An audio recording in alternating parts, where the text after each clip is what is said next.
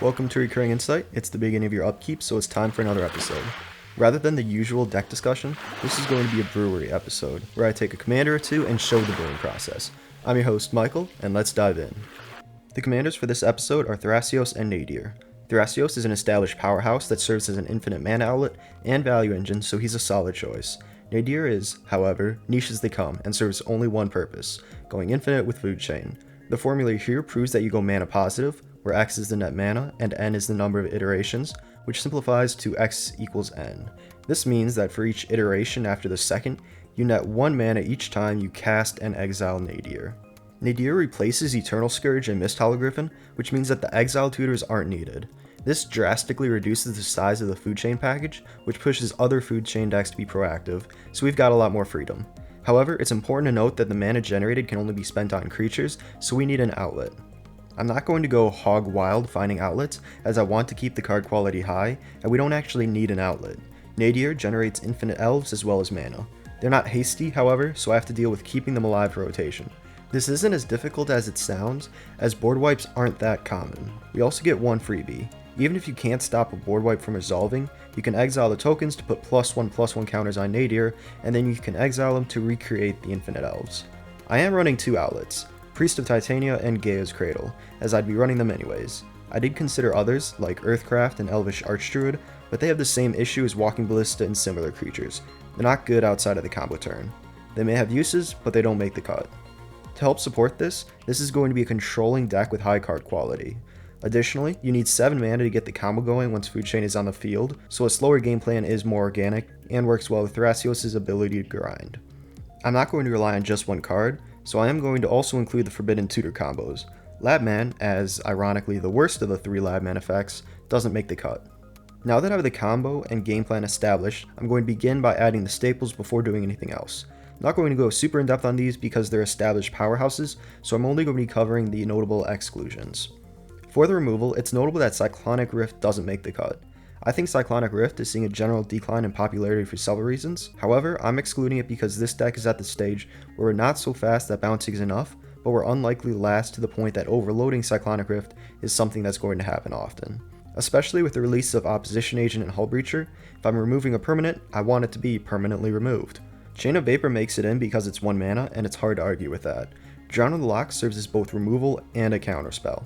The stack interaction is pretty standard.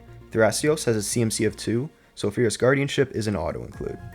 We need a decent amount of card draw to sustain a controlling game plan, and Sultai does that incredibly well, as we get access to cantrips, engines, and wheels. Occam Adversary is a standout because it provides consistent card draw and feeds Food Chain very well. For the tutors, I just want to take a second to appreciate Neoform and Eldritch Evolution.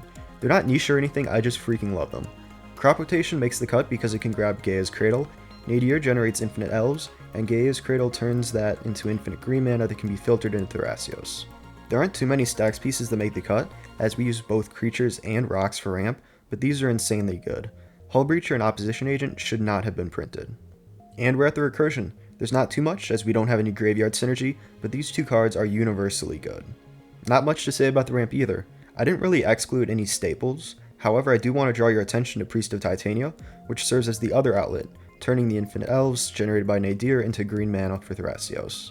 Now that we've covered the staples, we can get into the more interesting card choices. Let's start with the only unique removal card. Ulcerate doesn't see too much play anymore, but like I said earlier, I'm taking steps to ensure that we can permanently deal with creatures, and this kills just about any creature for only 1 mana. The stack interaction is going to be similarly short, as there's a defined suite of counterspells that are the best. Destiny Spinner isn't necessarily a counterspell, but ensures that our Food Chain combo goes through and is very common in Food Chain decks. For the draw spells, the 2 exceptional ones are Biomancer's Familiar and Training Grounds. This lets you turn Thrasios into an efficient mana sink, letting you ramp and gain card advantage. I was considering Sig and Rashmi, but in testing, these 2 performed better. Let's move on to the incredibly short tutors section. Diabolic Intent lets you take advantage of the dorks we play, although it can get awkward mana-wise when tutoring for Food Chain. There are only a couple divergent ramp choices. Mox Amber is seeing a lot more play with the release of Roger, so we're taking advantage of it as well. Wall of Roots is very common in Food Chain decks as another body, but also works well with Thrasios, as you can activate him multiple times in a turn cycle. Finally, we have the mana base. To start, we're running Gaia's Cradle as it turns the infinite elves into green mana for Thrasios.